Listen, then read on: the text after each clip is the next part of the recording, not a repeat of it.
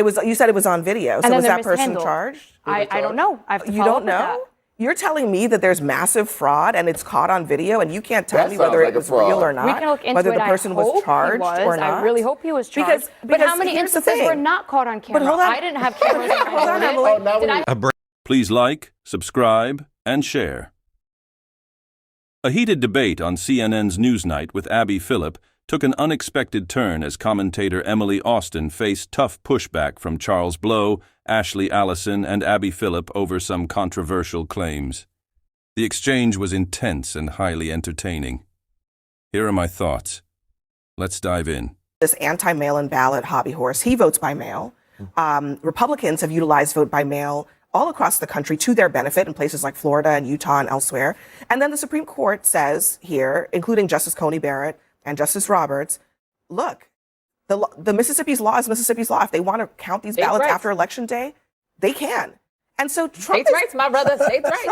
Trump is on this, I don't want to say he's on an island, but he is just so obsessed with this one issue as if it is going to solve all of his electoral problems. I just don't see the and problem he's getting hit after hit after hit on it. It is secure. Look, Abby, I mean, do you remember that video in Bridgeport, Connecticut, where one person brought in like 10 ballots? I agree with the way the court ruled on this, Abby. I think the reality is that I want to have voter ID. I want to limit mail-in ballots. I think that would be healthier for our democracy. But at the same time, a constitution allows the states to determine their own rules for elections. And as Coney Barrett said, it says what the date is of election. It doesn't specify when it should be received by. And so Mississippi has every recourse to change the law if they want. It's a conservative state. Can we stop? They can do it anytime they want to. Exactly. They can go back and change it. So this isn't something that the elections are not secure. I'm talking here, so I think the Supreme Court is acknowledging and saying that, look, the state can fix this if they want. So I think they're really right. That sounds like a period. All right. So can we also now stop pretending that the elections are not secure? We can stop when they become secure. That's when we can stop doing it. Where's your evidence that they are not secure? I think, first of all, the fact that we do not have to show ID is a disgrace. Number two, I will find you videos, including 2024 in Connecticut, when you have on a security camera one person dumping in mail-in ballots. I'm not going to watch it. I'm not going to watch your YouTube video. Of course you don't want to watch it because it goes against your agenda. But if you opened your eyes and saw something that goes against what you believe, you'll see that it's not secure. But hold on, Emily. Don't tell me to open my eyes. What about a better argument than, oh, it doesn't happen? Hold on, Emily. Hold on, Charles. Let me just let Emily finish what she was claiming, because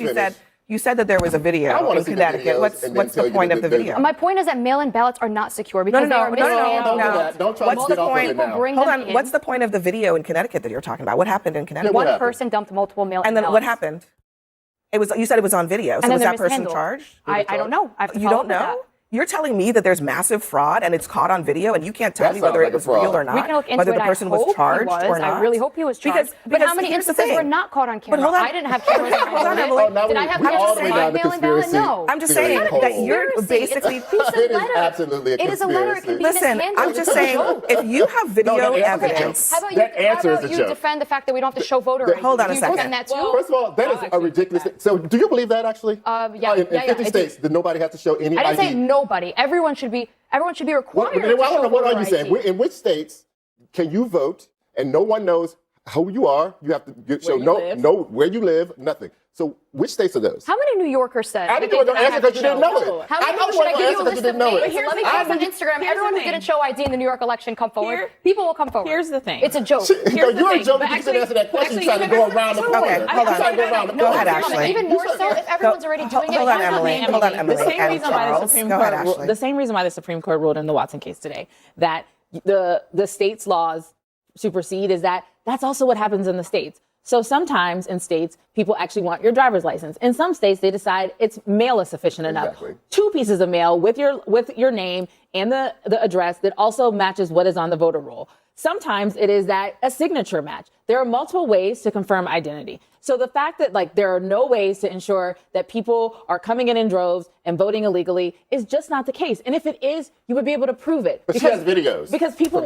want to prove it so that they can change the election laws. Yeah, that would be the best argument for Donald Trump. This has been going on the only time for a long time. The election has been corrupted most recently was on January 6th when the sitting president would not accept the results of the election. This has been going on for a long time. And every time we talk about this, I say the same thing. If you have evidence of massive fraud, prove it. If you're Emily or you're President Trump, please bring it forward. We would like to see it. We would like to analyze. We would. We would love to analyze the fraud that is so rampant in this country that it necessitates changing all the laws in order to address it. Because I think if that were the case, it would be right there in front of us, and there would be no question. Everybody would be on the same page about it. No, I'm so sure far, the Heritage Foundation has tried. Exactly. They haven't found it. The president has been president 2 times, Hasn't the found first it? term and the second term. Still No hasn't receipts. found it.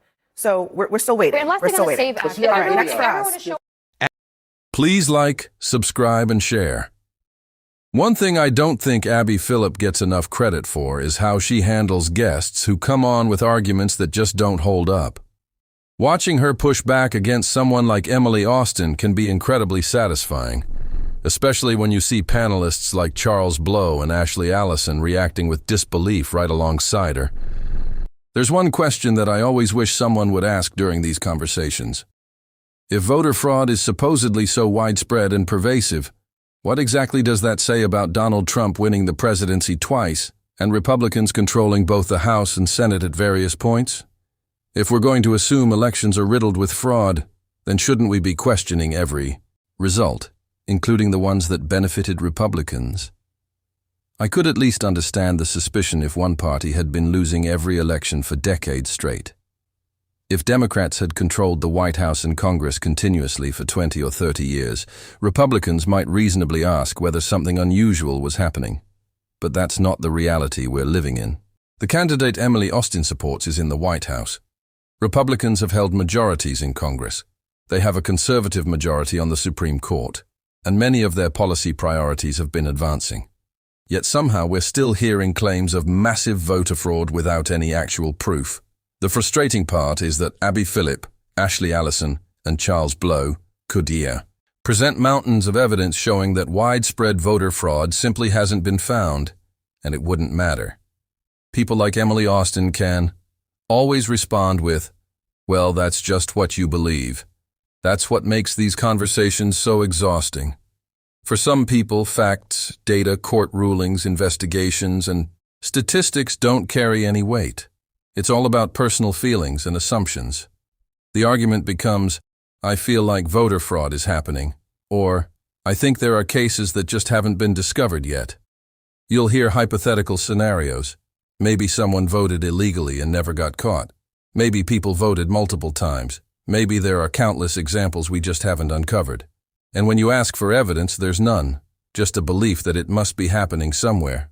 Honestly, it feels like we're living in the most absurd timeline imaginable. It's exhausting watching people dismiss reality in favor of speculation and conspiracy theories. To be fair, I don't think Abby Phillip should stop inviting conservatives onto her show. In fact, I'd love to see more principled conservatives and serious Republicans represented. Someone like Thomas Massey, for example. I disagree with him on plenty of issues, but at least he appears to engage with facts and reality rather than constructing an entirely fictional narrative. At the end of the day, this debate always comes back to the same question.